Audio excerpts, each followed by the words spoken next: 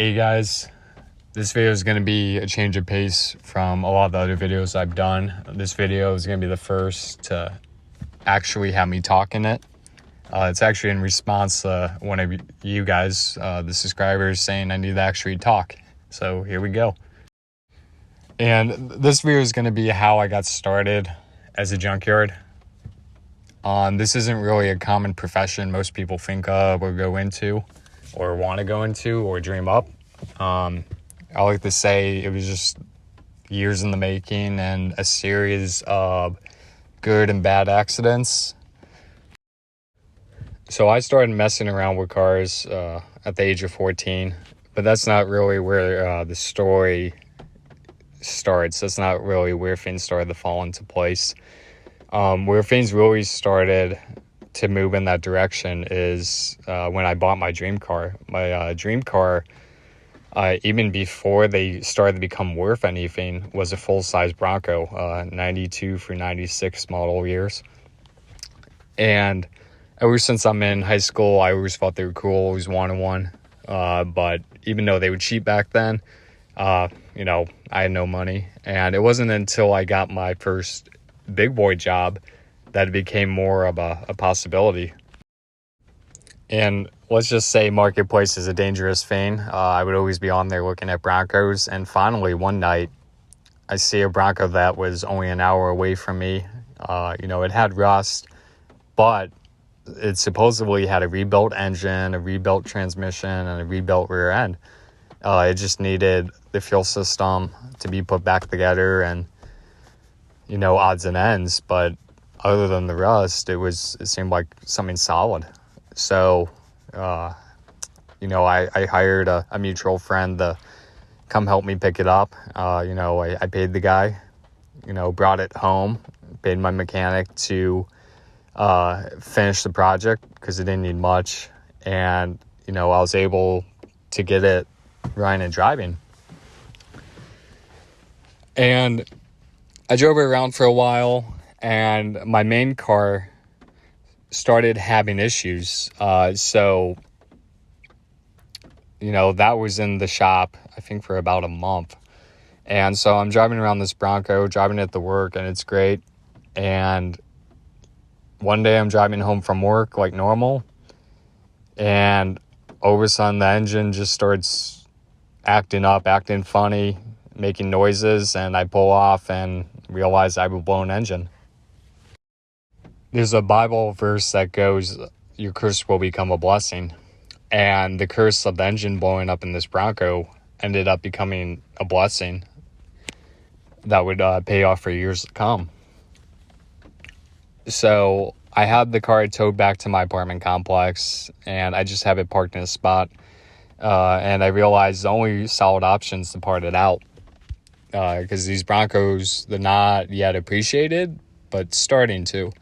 So I know I can sell more in part value than I can selling the whole thing or junking it or trying to rebuild the engine and spend even more money when it already has rust issues. It's a New Jersey Bronco. So at this time, I'm in all the Bronco groups because, I joined when I bought the Bronco, and I think I'm in like 5 different groups at this point.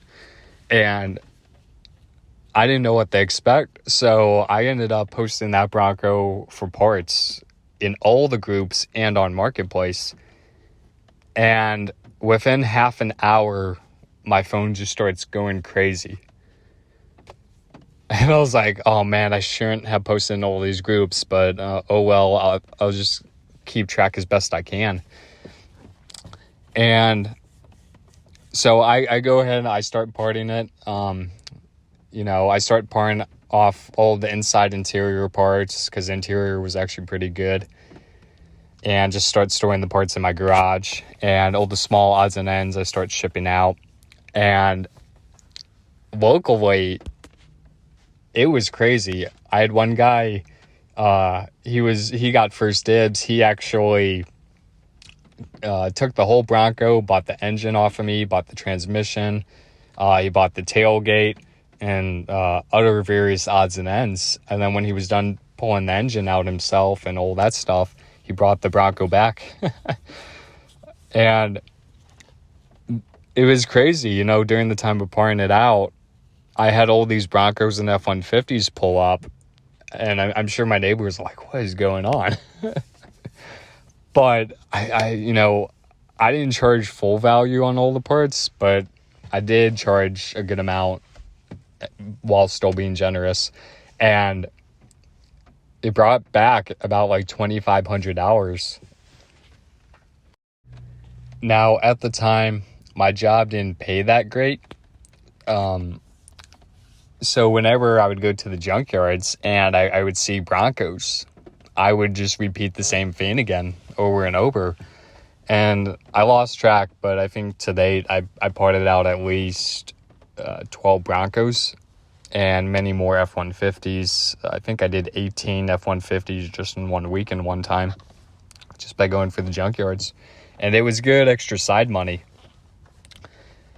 And I would even do bulk deals where people who on a much larger scale would part these things out. I would ship them parts for them to resell, and I was still happy with the profit. After about 2 years of doing this on the side while working my full-time job, selling in the groups and even selling on eBay at this point, my job's just really not going well anymore in terms of pay, stress, and just other life issues as well. And so eventually I just had to leave my job abruptly and just take off some time to focus on things and just kind of recover mentally.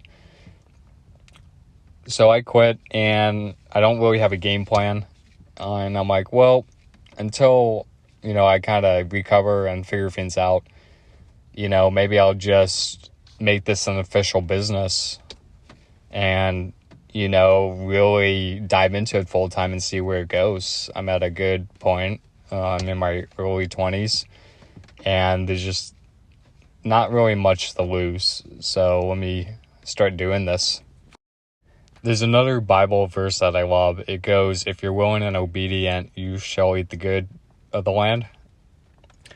And, you know, I definitely give all credit to God with this whole process. And I believe, you know, it's through being obedient to Him and, you know, having a relationship with Him and trusting in Him and following Him that I've been able to go down this path. Because if it's up to me, I would have never been able to concede this or have it fall into place. I think, you know, the first few months of it, I would have definitely given up, because there's definitely, you know, good days where everything's going right, and then bad days where it wants to destroy like everything you worked for. And then from there, I would eventually get a business partner and eventually be able to share his property and resources. He's been doing it a couple more years longer than I have, but that's been such a blessing. And since we started the partner up, we started buying up the whole cars ourselves and becoming more like a small scale junkyard operation that's continuing to grow. And, you know, we hope, you know, there'll be much more to come. There'll be much more to this story. My encouragement to you guys is, you know, the stuff you're dreaming about, you know, don't let your limitations dictate you never doing it. Because when I started this, you know, I never took out a big bank loan to do it. You know, I just did off of the small income I had. And I didn't know what I was doing. I didn't have the knowledge. I would just figure it out over time and keep making connections and keep going, even though there would be hard days. So the stuff you guys are passionate about, I mean, can't look at your limitations. I started pouring out cars in a one-car garage that I would rent. I didn't have some big warehouse space or some big property at first. Well, I'm about to wrap up the video, but before I do, I just want to say I hope you guys enjoyed this video, and definitely comment what future questions you have and future video ideas you have. I'd love to do more of these, especially with all the stories I've gotten over the course of years. There's so much more to this, but I can't sit here and make a 5-hour video. So it'll have to be split up over the course of time. And with that being said, I'll see you guys soon.